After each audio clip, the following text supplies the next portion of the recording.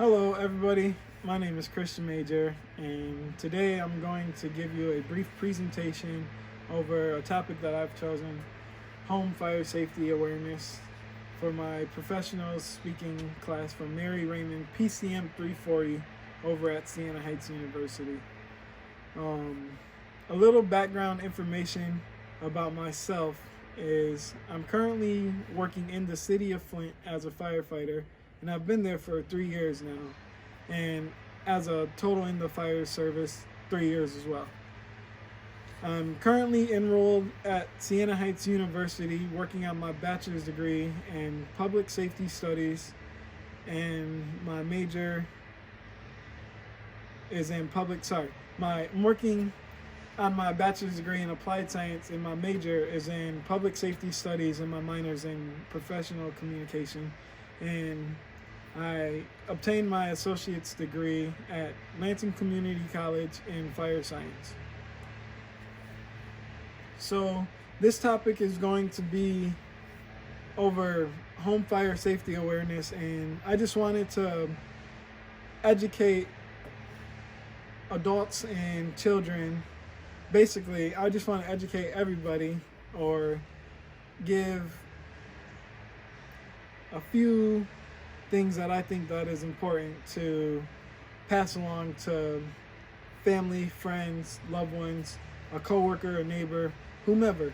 And hopefully you can get something out of this short demonstration that I have for you today. So, going into the background of how the Fire Prevention Month started in October was in 1942, NFPA, the National Fire Prevention National Fire Prevention Association, had a commerce and of what happened in 1871, the Great Chicago Fire, where the whole city of Chicago basically engulfed in flames.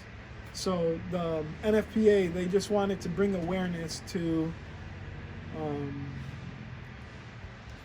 family members, basically to everyone, so people can be more safe, and basically just be more safe and more aware of what's going on when a fire happens, or just more of like a safety awareness. So the Fire Prevention Month is during the second week of October, once a year, and that's October 6th through the 12th, and that's once a year, like I said. But however, just because it's 1 month doesn't mean you don't have to always take consideration of being safe, or just having some general knowledge of what can happen during an event. So I have some facts to give you guys. If a fire breaks out of your house, or if a fire happens, a person can have less than 2 minutes to get out of their house, in case of an emergency or an outbreak of the fire. 3 out of 5 fire fatalities occurred because of not having a smoke detector, or not having the smoke detectors in place, or even having batteries, or just being up to date. 50% of homeowners, they didn't have a home fire escape plan, or a discussion of how to get out of their house if there was a fire, with family, friends, their loved ones. So having a escape plan, that's very important as well. And carbon monoxide detectors is the #1 cause of accidental deaths, and 60% of people do not check their smoke detectors once a month, or even their carbon monoxide as well. And finally, 43% of people, they don't have their home escape plans made.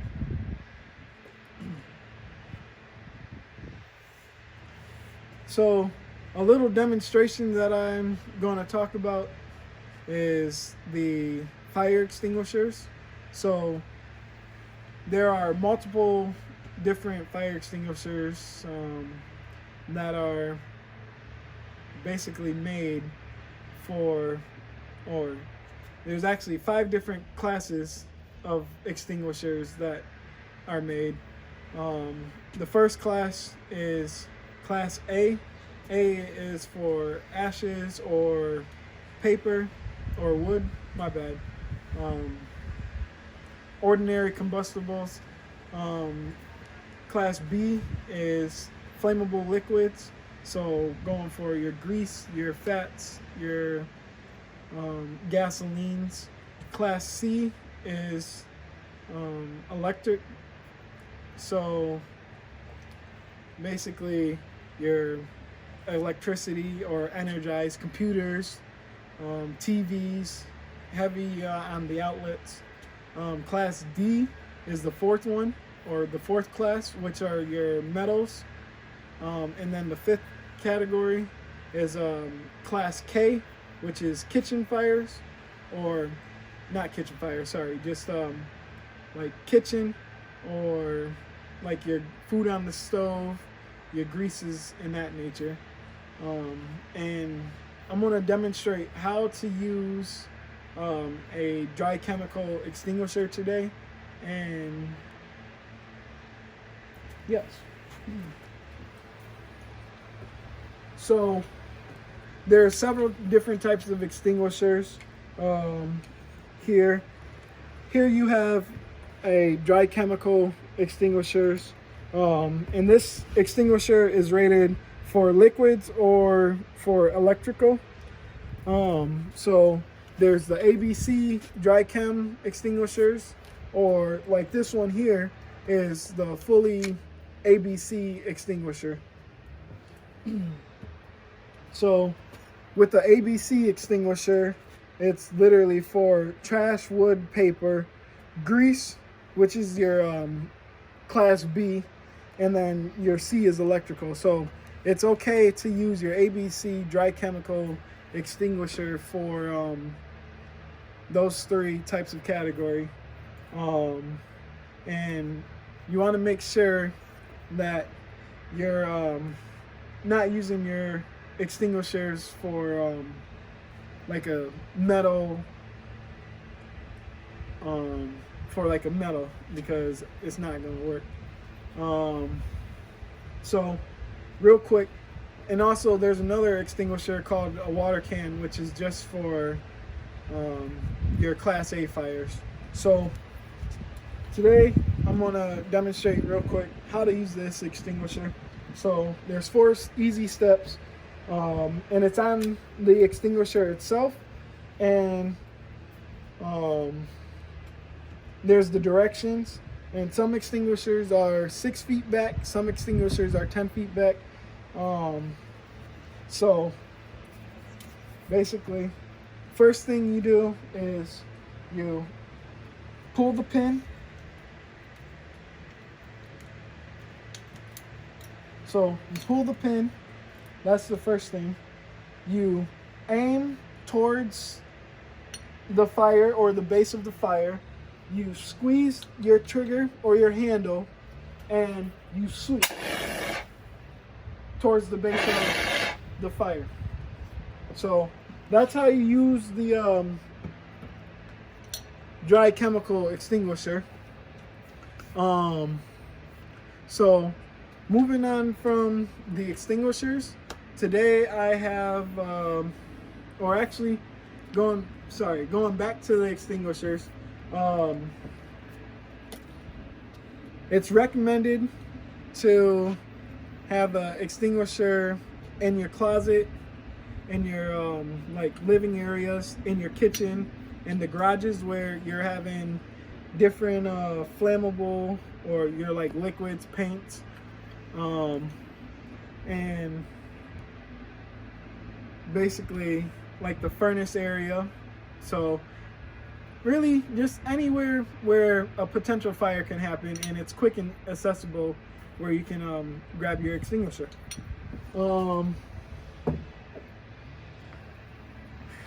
And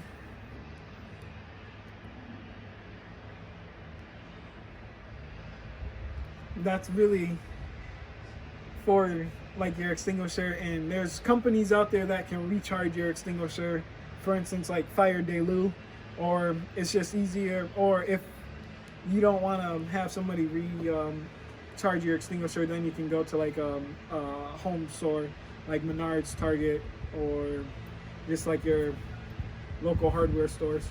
So the next thing in your house is your smoke alarms. So in our house we have the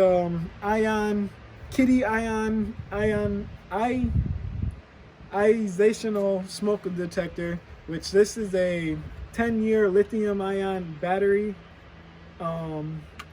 smoke detector. And with the smoke detectors, there's two different types. There's the ion smoke detector and the photoelectric smoke detector. And the difference between the two is, for the ion smoke detector, it's a fast, quick detection for smoke. Not necessarily the flame, but it's the smoke that triggers the light in the smoke detector, versus the photoelectric, where it's for smoldering fire. So like in your furnace, or like in the like couch, where it's just like smoldering, nothing like quick flame or quick activation. So it's going to basically take over a period of time for the photosynthesis or the photoelectric smoke detector. However, there are a combination smoke detector as well too, of the ion smoke detector or the photoelectric. So a couple of things on the smoke detectors. It's recommended to check your smoke detectors at least once a month, or at least every 6 months. So from there, smoke detectors are rated for 10 years. And on this smoke detector here, it's 2017. So in 10 years, it'll be 2027 for your smoke detector to get replaced. And there's also another thing about smoke detectors. There's the battery operated, or there's actually the wired. So if for the battery operated, one smoke detector can go off in your house, and anything else, or sorry, all the other smoke detectors won't go off in your house. Or if you have the wired smoke detector, if one goes off, all goes off. So it's really a personal preference of which they have, or depending on if it's a commercial versus a single residential. So that's your smoke detectors. And just a little more information on like for where your smoke detector should be at. It's recommended to have your smoke detectors in your living space, so like your bedrooms, outside of your bedrooms, in your basement, and all really like throughout the main living quarters of your house. However, you want to be careful where you place them, because you can have like a nuisance alarm, such as if it's by the bathroom, the steam can possibly activate the smoke detector, or if it's too close by your stove, from your food like the food on the stove can activate that. And then it's just good to also have one in your garage, just because of if something in your garages catches, and it can give you that activation. So a home escape plan, basically it's good to know, because it's some people have a one way in, one way out, and they don't realize how to get out of their house if there is an emergency, and they can't leave the way that they came in because of a fire is blocking them. So I'm going to demonstrate how to get out your house if like there is a fire. So real quick, we're going to so you're going to get on your knees, you're going to come up, feel the back of the door for heat, and if you don't feel any heat on the back of the door, then you continuously check and you crawl, basically. So just crawl to your exit. So the next thing is for like your kitchen. It's recommended for your like oven mitts or like towels not to be in the general area, just in case you're like cooking oils or you walk away and the stove is hot and it catches your oven mitts on fire. So you don't want to be in that general area. And then it's also good to store your like your lighters in a safe place so your kids don't be able to reach it or access it. So that's a little bit about the kitchen safety. And then over here, I have a little demonstration of why it's recommended for 3 feet away for your like your electric carpets, or not your electric carpets, your electric heaters, to basically move stuff out of the way, because it can catch your like furniture on fire. And that's really why you want to like just take the little bit of precautions. So if you have any questions, you can comment on the video or email me at my student email, which Professor Raymond has for you. And I'd just like to say thank you.